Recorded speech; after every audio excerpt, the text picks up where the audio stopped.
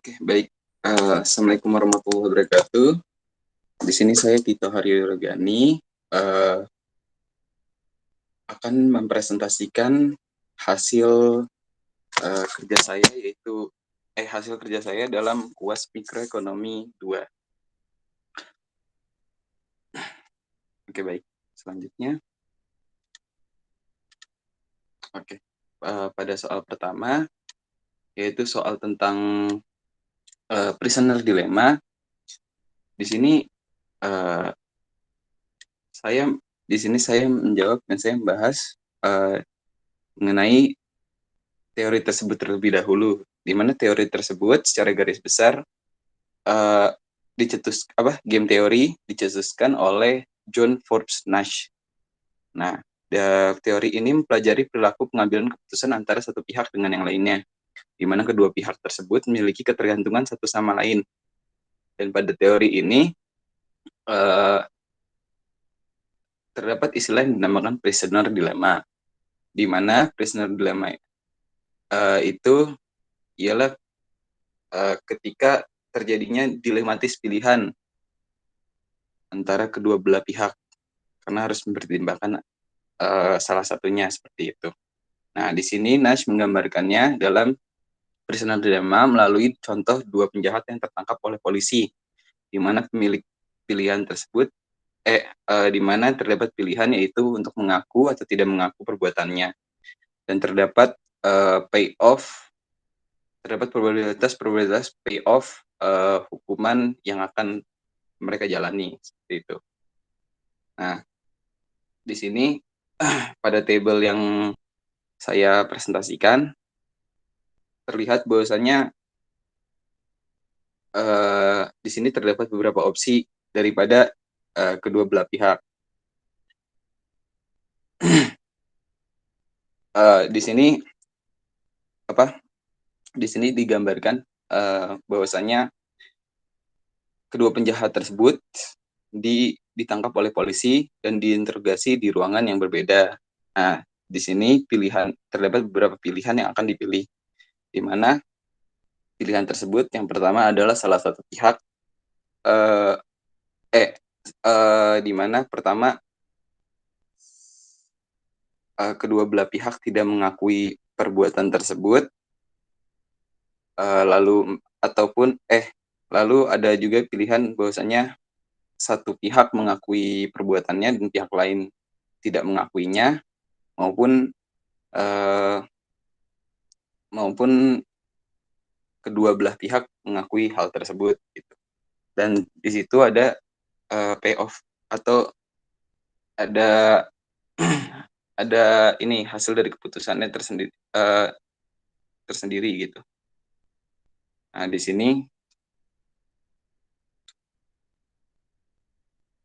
sini kalau mereka sama-sama tidak mengaku, maka mereka akan mendapatkan penjara selama 5 tahun.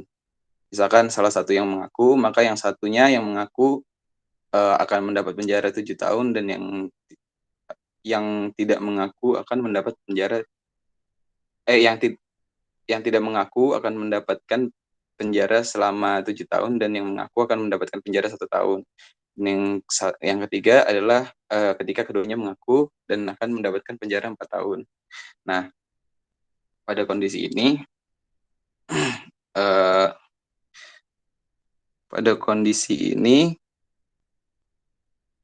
ketika mereka tidak mengetahui pilihan pelaku lainnya, strategi yang paling optimal adalah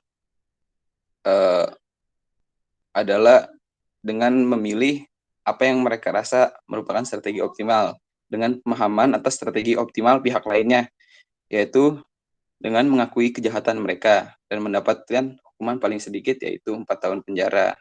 Seperti itu. Dan pada keputusan tersebut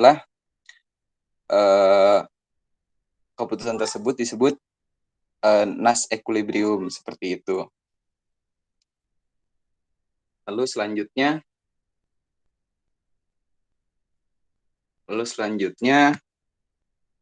adalah game teori yang diterapkan pada pasar oligopoli. Nah, pada pasar oligopoli ini seperti tadi yang sempat dijelaskan ada beberapa keputusan daripada kedua perusahaan itu. Nah, sebelumnya saya jelaskan bahwasanya perusahaan ini keduanya memproduksi minyak zaitun, di mana terdapat keputusan bahwa dua-duanya memproduksi minimal minimal sama-sama 100 botol dan mendapatkan keuntungan hanya $35.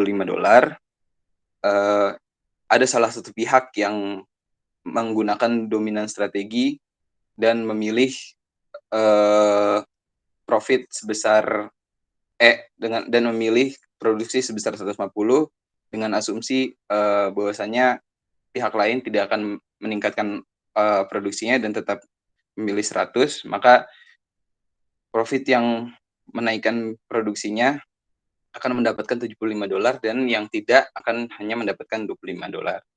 Dan yang terakhir adalah keputusan Nash, atau di mana kedua-duanya mengoptimalkan strategi mereka, mengoptimalkan keputusan mereka dengan asumsi bahwasanya mereka mengetahui pilihan terbaik dari lawan mereka, seperti itu. Bahwasanya lawan mereka akan memilih strategi optimal juga. Nah, yang paling dan hal tersebut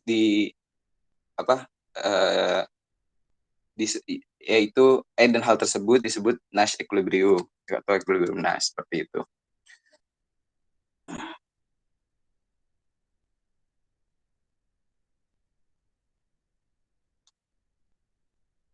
Dan pada kasus ini memang pilihan yang terbaik adalah Nash equilibrium karena untuk kemungkinan mendapatkan profit $75 ketika dia mengoptimalkan strateginya sendiri tanpa mempertimbangkan strategi lain dan mengasumsikan bahwa mereka tidak menaikkan harga,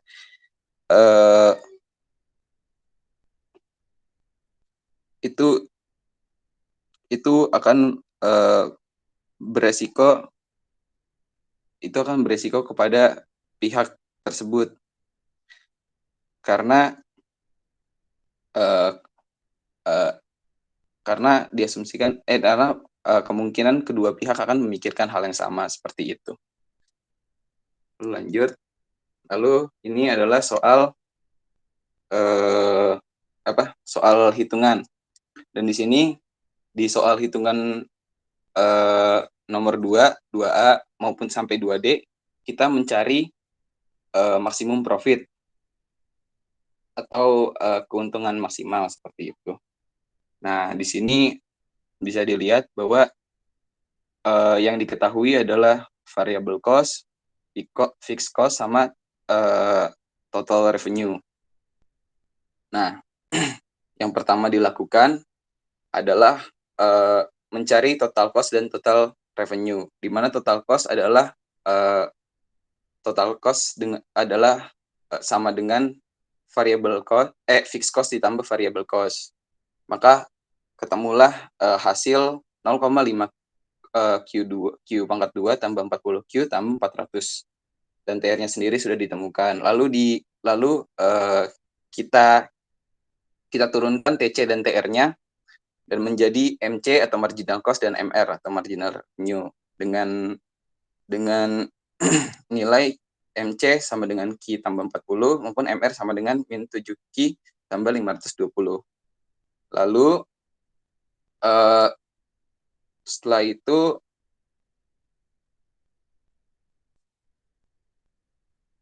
itu kita cari kuantitas maksimumnya dengan cara MR sama dengan MC dan ditemukan bahwasanya Q sama dengan 60.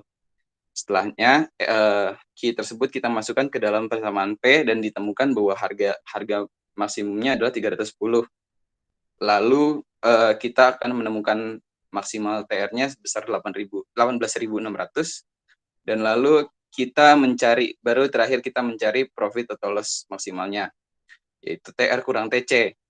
Dan setelah dilakukan pengurangan, ditemukan bahwa profit atau loss max-nya adalah sebesar 14.000. Dapat kita simpulkan bahwa saat kuantitas sebesar 60 dan harga sebesar 310, profit maksimum yang dihasilkan sebesar 14.000.